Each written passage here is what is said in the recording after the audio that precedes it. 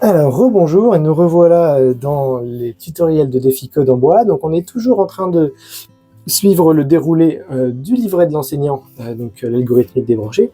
Nous sommes à la mission numéro 15 qui s'appelle recherche de bugs. Et là, on est un peu dans les histoires de capteurs, donc de détecteurs, qui nous sont bien utiles.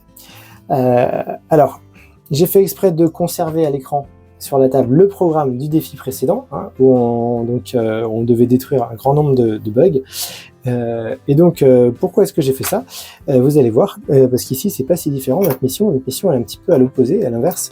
Elle est d'arriver à atteindre ce petit bug. Alors je vais le rapprocher un petit peu et de le détruire. Mais petit problème, c'est que, hop, je vais effacer justement ici. On ne sait pas à quelle distance exacte il se trouve. Il peut se trouver à 5 cases, il peut se trouver à 10 000 cases. On ne sait pas, donc on va mettre des pointillés pour matérialiser cette incertitude. La mission est d'avancer jusqu'au bug et de tirer dessus. Alors justement, on va devoir utiliser notre capteur. Qu'est-ce qu'on répète là cette fois-ci? C'est pas l'action de tirer qu'on doit répéter, je vais l'enlever justement. L'action qu'on doit répéter, c'est d'avancer. Il faut avancer jusqu'au bug. Donc tant qu'on n'a pas atteint, donc on n'est pas arrivé à proximité en détection du bug.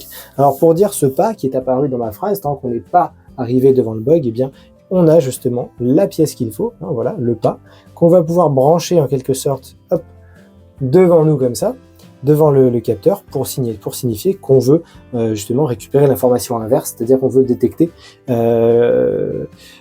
qui est l'absence d'ennemis pour nous permettre de continuer à avancer.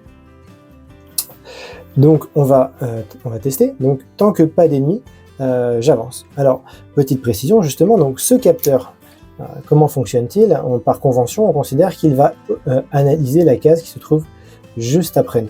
Voilà. Donc la case juste devant nous est vide. Donc on avance, c'est bon. Etc. On analyse la case devant, elle est vide, on avance,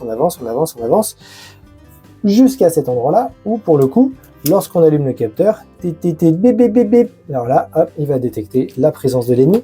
Ça va renvoyer la réponse faux. Il n'y a pas d'ennemi, en quelque sorte.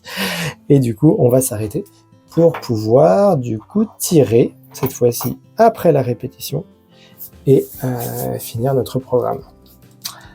Voilà, c'est un tout petit peu plus subtil. On a inversé la logique, on a pris la négation de ce que nous disait le capteur pour l'utiliser comme condition d'arrêt de la répétition. Voilà, donc alors, les erreurs classiques sur ces défis, en général, il n'y en a pas tellement, parce que les élèves comprennent facilement ce qu'il vaut. Alors parfois, on voit des choses comme ça. Voilà. Et une fois qu'on a fait celui d'avant, voilà, c'est toute la logique de ce cahier, c'est qu'en fait, il y a une progression qui se fait et qu'on utilise souvent ce qu'on vient de voir dans le défi d'après. Donc l'astuce, c'est de ne pas forcément toujours tout jeter. Voilà, merci, et je vous dis au défi suivant.